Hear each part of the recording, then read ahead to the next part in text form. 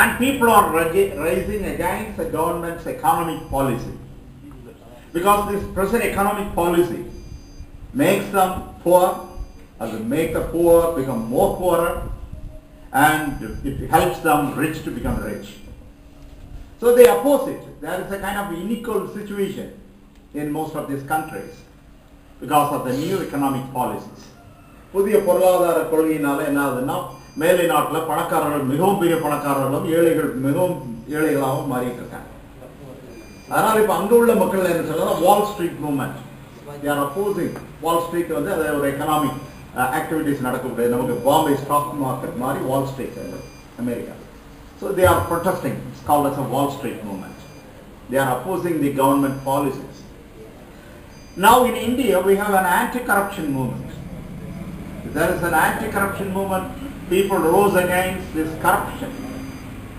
There is a period, a short period. The entire nation awoke and they rose against this corruption. But what's happened to that now? What is happening now? What happened to the people who participated in the anti-corruption movement? What's happening now? I don't know. Okay, just think about it. Why there's a spurt? Why there's a sudden rise and going down? I think we should think about it. Then the environmental protection. There are groups who are opposing people.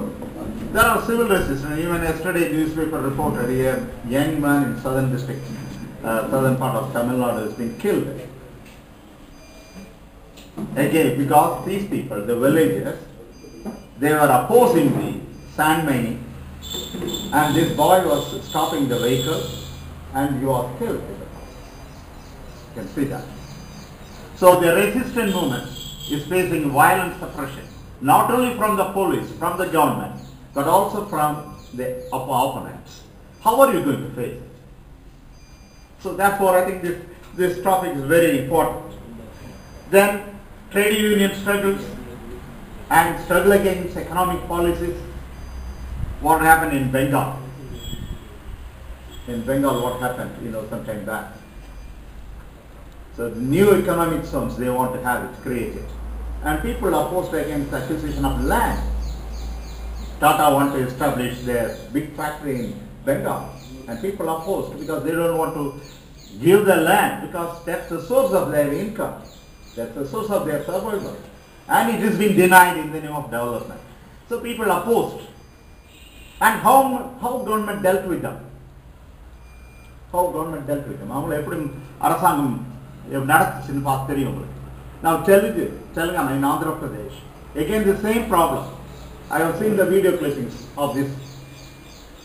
People were beaten, driven out from that place so badly. The women were chased out, children were chased out. And is it the way to deal with people? So what made them to behave like that? I think we should think. So this is time to think about that. Now I think briefly we'll just analyze what democracy means to us. You know that democracy is a very good idea, a noble idea. Democracy, the people rule, the governance by people. It is a noble idea. But in practice it is very difficult. I think if you look into this, the concept of democracy, probably you'll understand. It is a noble concept, but in practice it is not being done. It is not followed in its true sense. And people say, therefore we can say the democracy is just in its early stage. We cannot say that our democracy is a mature democracy, whatever we say. The process of democracy, because it requires more participation, the participation of the people, and it should be based on consensus. The ideal democracy is based on two things, based on consensus and based on equal participation. But do you think the present democracy enjoys this or have an opportunity or facilitate us to act like that? It's not so. Probably many of us do not know what is consensus to us. Consensus na ellorum sendu mottamaga oru mudivu edutha சேர்ந்து முடிவெடுத்தார்.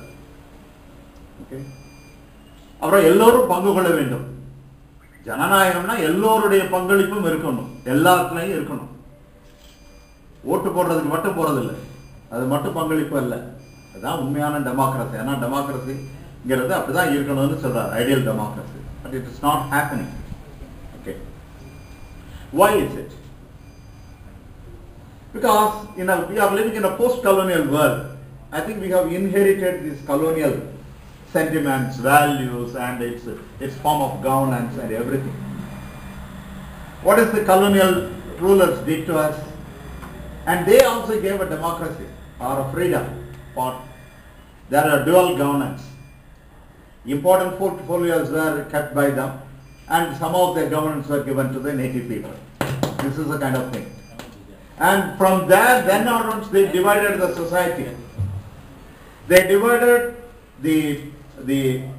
our society into a political society and a civil society.